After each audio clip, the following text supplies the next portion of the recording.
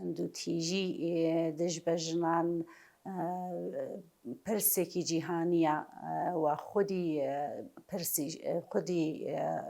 ئەو تندوتیژیانەی کە بەرامبەر بە ژنان دەکرێت پرسێکی جیهانیە و لە ئاستی جیهانە ڕوو دەدات، بەڵام بەپێ ئەوە کە لە وڵاتانی ئەوروپایی با بڵێن ژنان بە ئاستێک گەیشتوون کە بەرحاڵ لە بواری یەکسانیدا لە باری سیاسی و کولتوری و هەموو بوارێک تا ئەندازەیەک مافیان یەکسانە، بەڵام هەر تندوتیژی دژ بە ژنان دەکرێت بە شێوازی جۆرا و جۆر. بەڵام ئەگەر بینەوە سەر خەڵکی خۆمان و ژنانی خۆمان لە ڕۆژهەڵاتی کوردستان، سەرڕای ئەوە کە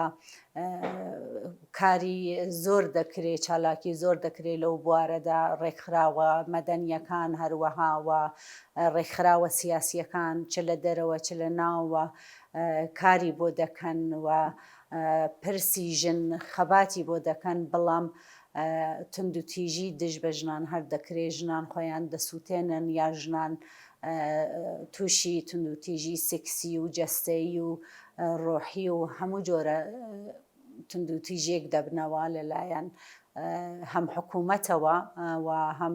بەداخەوە لەلایەن بکەرەوە کە بکەرەتوانین پیاوان بڵێن لە کۆمەلگای پیا و سالارە، پیاوانیش خۆیان با بڵێن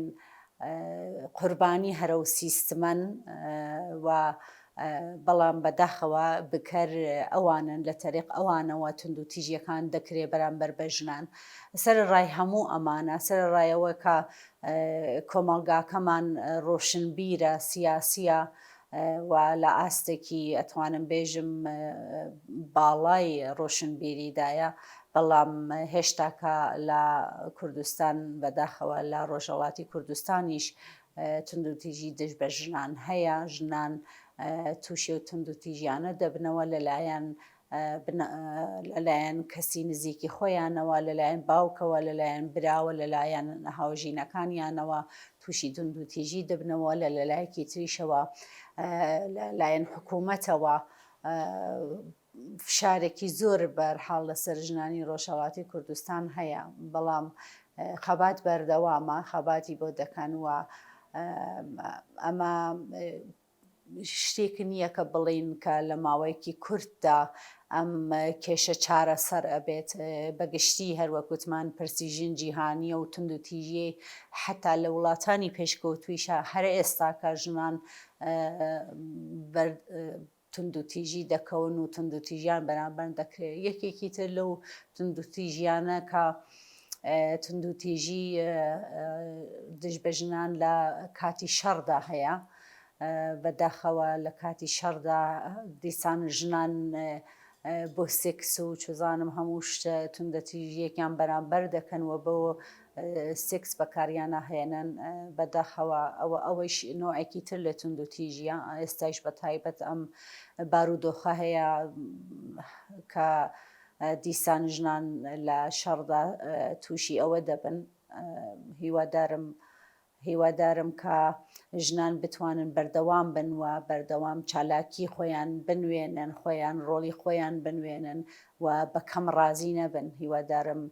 پیاوانی ئازادی خوازیش لە پاڵ ژنانە هەوڵ بۆ ئەوە بدەن کە ئەوانیش بەوە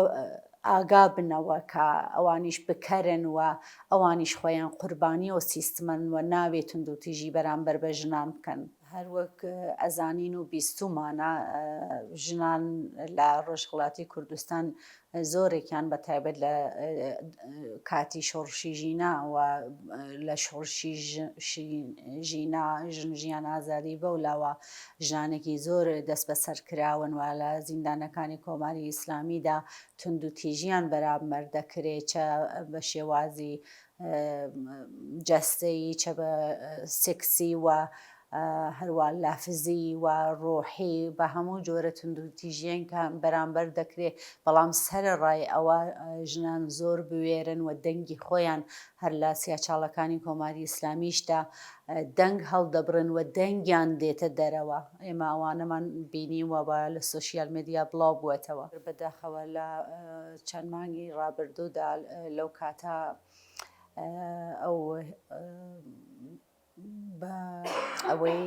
حکوومەتی تۆتالیتەری کۆماری ئیسلامی هێرشی کردە سەر خەڵکو و جنایەتێکی دیکەی خوڵقاند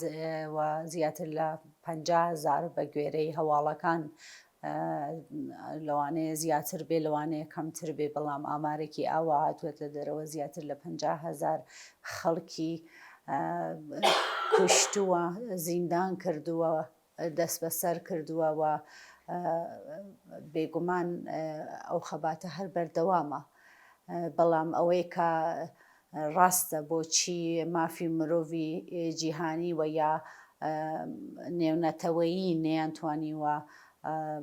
چارەسەرێک بۆەوە ببینەوە ئەویش خۆی واقعیەتەوەیە کە ئێران کێشە سازە بۆ هەمووی و دیارە وڵاتانی زلهێز و هەموو هێنەکان دەگەڕێتەوە سەر ئێران و ئەو بارودۆخەی کە هەیە ئێستا لە ڕۆژهەڵاتی ناوەڕاستە بێگومان لەسەر توندوتیژی بە ژنان هەر کاریگەری هەیە بەڵام بەداخەوەوان هەتا ئێستا هیچیان نەکردووە. ئەتوانم بێژم زۆر کەم ڕەنگە کەسێ بتوانێت بەهانەی ژنانی خۆمانەوە بێت هەر ئەوەیە کە ڕۆشن بیری دەکەین وەکو ڕێکخراوەکان بەڵام دەسەڵاتە لە دەستمانان نییە. لە کۆمەڵگایەک کە دین و ئاین و کولتور کاریگەری نەبێ لەسەر پرسی ژناندا و ئەوانە جیا بکرێتەوە و کاریگەر نەبێ لەسەر هیچ پرسێکی دیکە نەتەنیا پرسی ژنان وەکو بڵێن دین و دۆڵەت لە یەک جیا بێت چۆن خودی ئاین زۆر لەسەر پرسی ژن زۆر لەسەر توندوتیژی دژ بە ژنان کاریگەری هەیە. بەنابەرین ئەبێتەوە لە بەرچاو بگرین کە لە داهاتووی ڕۆژهەڵاتی کوردستاندا دەبێوانە جیاواز بێت و ژن پێگەی خۆی هەبێ لە هەموو شوێنێکا و توندوتیژی بەرامبەر نەکرێت. بەڵامەوە هەر وەکوتم دەبێ چالاکیەکی بەرین و فراوانی بۆ بکرێ و بە تایبەتی ڕێکخراوی ژنان یا چالاکانی سیاسی و ئەوانەی کە بۆ ئازادی و یەکسانی تێئەکۆشن بەردەوام بن و ڕۆڵی خۆیان بگێڕن. یەکی لەو شتانە ئەوەیە کە بە خۆشحاڵیەوە لە هاوپەیمانی لایەنە سیاسیەکانی کوردستاندا لە هەموو حیزبەکانە یەک ژن بەشدارە لە نوێنەرایەتی حیزبەکان و بەگشتی لە هەموو کۆبوونەوەکانە بەشدار بووین و ژنان ڕۆڵی خۆیان گێڕاوە. بە نەزەر من ئەوە هەنگاوێکی گرنگە بۆ ئەوەی کە پێگەی ژن لە کۆمەلگای کوردستانە بناسێنین و ئەوە بڵێن بە خەڵکی کوردستان و ئەو مژدەیە بدەین بە ژنانی خۆمان کە ئیتر ئێمە بە کەم ڕازی نابین، ئێمەش دەتوانین کاریگەر بین لەسەر کۆمەلگا، دەتوانین بۆ خەباتی نەتەوەی بۆ پرسی ژنان بۆ هەموو پرسەکان کە گرنگن و لە کوردەواریە لە ڕۆژهەڵاتی کوردستانە هەن کاریگەر بین